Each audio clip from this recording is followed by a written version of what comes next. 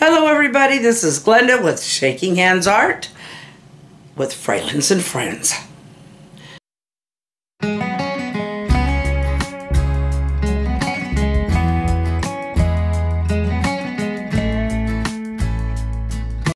What I'm going to do tonight is I'm going to outline this sketch. I might color some of it in, but not all. This is where it's my take on the place we raised our kids. It's still in the family.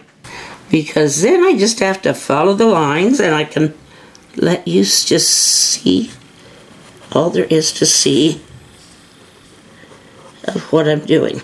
Now if I don't quite hit the mark on the lines, well, that's just me, my shaky hands. This one that I'm outlining right now, the roof was actually,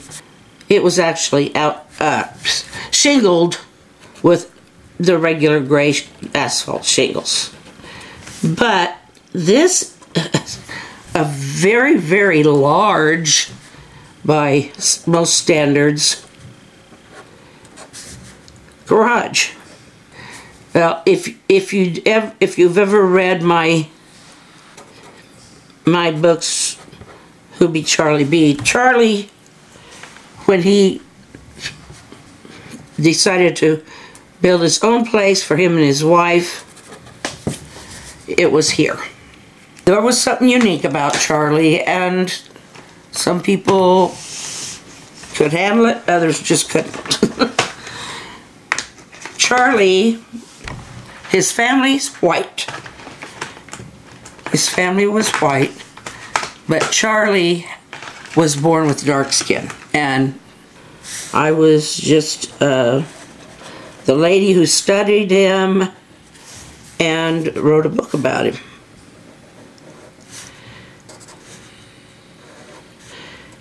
He was light brown. His skin was light brown, and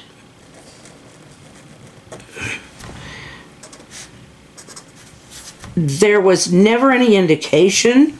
He was the oldest of 8 or 9 kids. I am not doing good on that.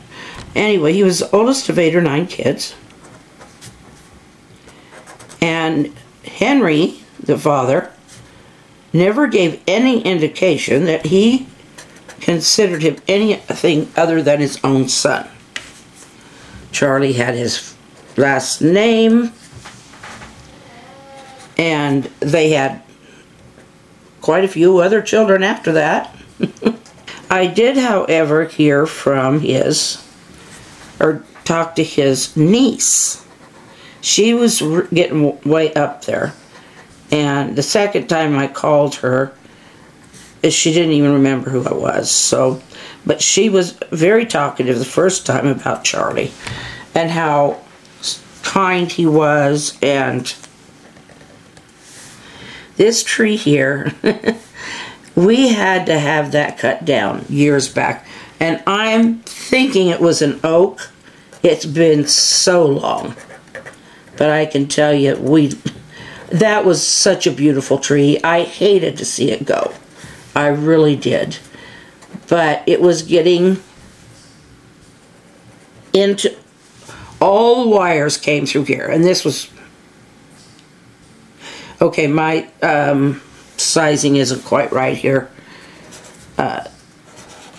It was a big tree though. The trunk of that thing was huge.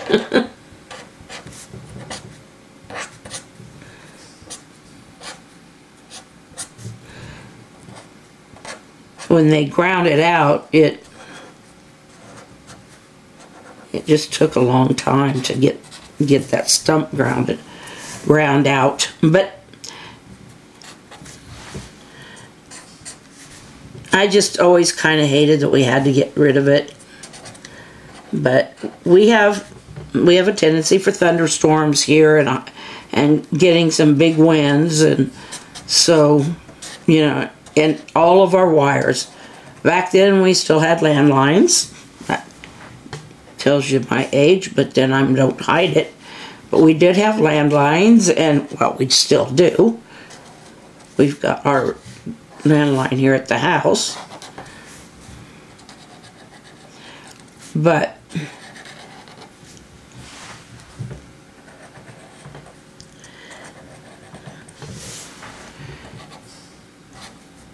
sorry, I'm a little slow with the story because I'm trying to trying to concentrate here.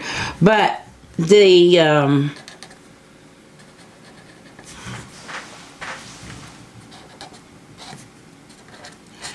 all those wires that were going through it just made, and not only that, it did, you know, kind of have, it was tall enough that if any part of it, because it was getting old, and the upper parts of it, if any of the big limbs in the upper part of the tree had broken off. In fact, I think that might be what happened. I think that might be what happened, is it did break, I think. And so then I'll have to ask Joe. But anyway, we had to get rid of the tree. And I was so sad about that, because it was a big, beautiful tree. And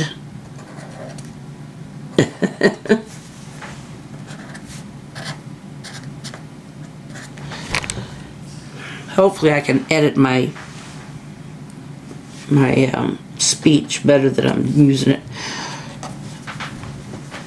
This is supposed to be a squirrel, by the way. It's just kind of hard to make him a squirrel in this little space. But anyway. And I don't think it was this, actually this tree. There was another tree back here that had a big hole in it. And squirrels and birds would use it. Mostly squirrels, I think, back then. Just going to outline. But now, I don't know if my son Tony was ever up, but he did like to climb trees. I climbed trees when I was a kid, too. He loved to climb trees. Very active child. He was kind of, he was diagnosed with hyperactivity.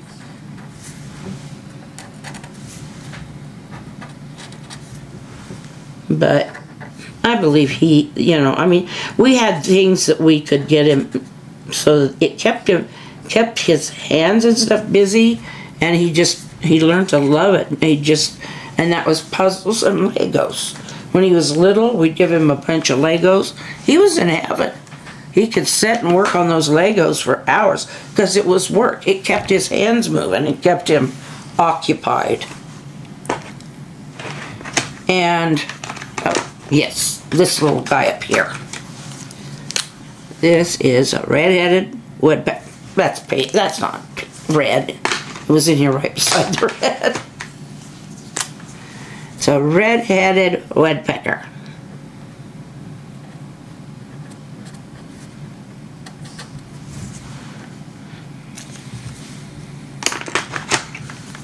I think the rest of it's just pretty much like most birds, just kind of brownish, I think.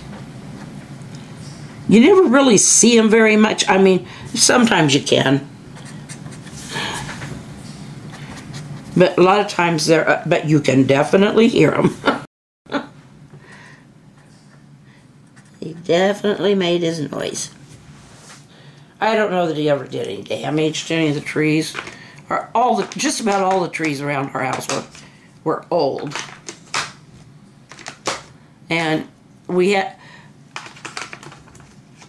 every year on Arbor Day, the school would send home just a little sapling for the kids to plant.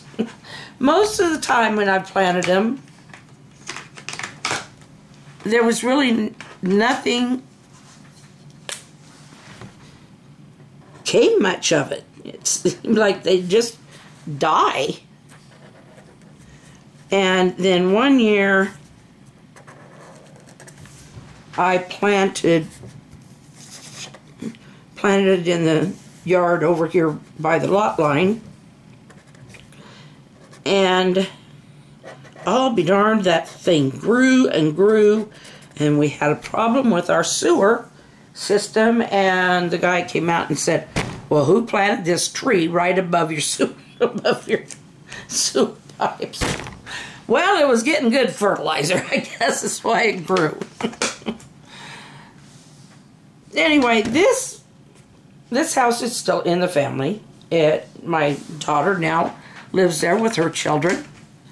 And, well, her children are grown too. I am an old lady, you know. Her children are grown. But one of them is still living with her. But this place is, this house and garage, it's gone through a lot of owners. In fact, I forgot something here.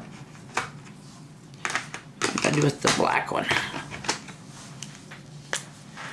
Right about here, there was a door. See, this was actually a bay window, and I tried to draw a bay window in there, and I had no luck at all. Out here, well, there was some steps, and then right about here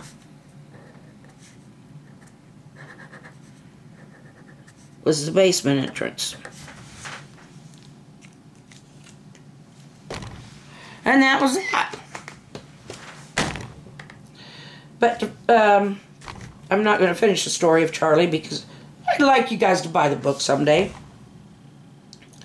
But I will say his mom, when they were growing up, he grew up from the age of 12 until adulthood in a big house, bigger than this one. This one's huge, but it was bigger than this one. They took in boarders after kids started getting grown up and out. And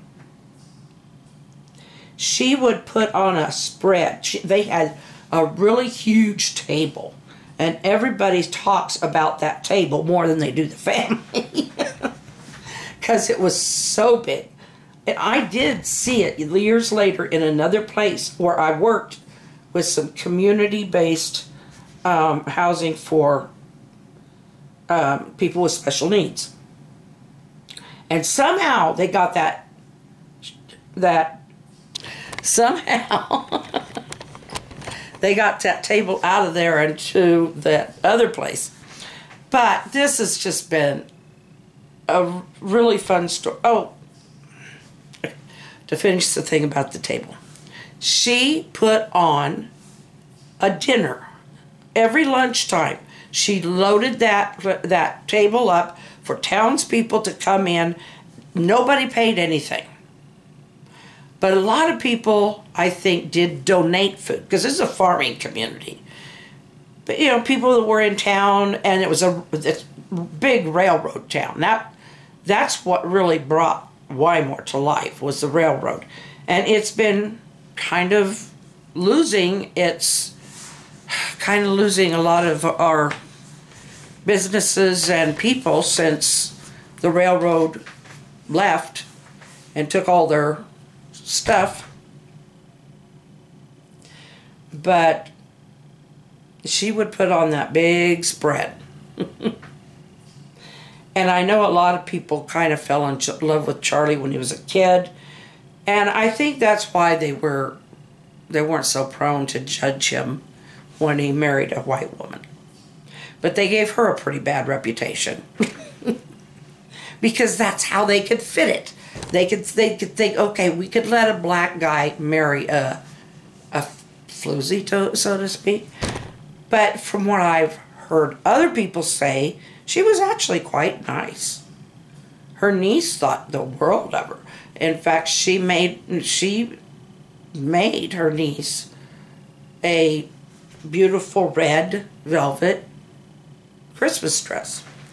So I could talk this story all night, but there are 2 books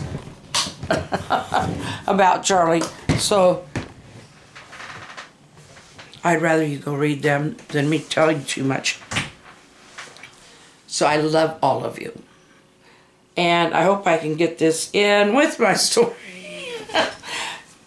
Or just re-record the story and do a little better job.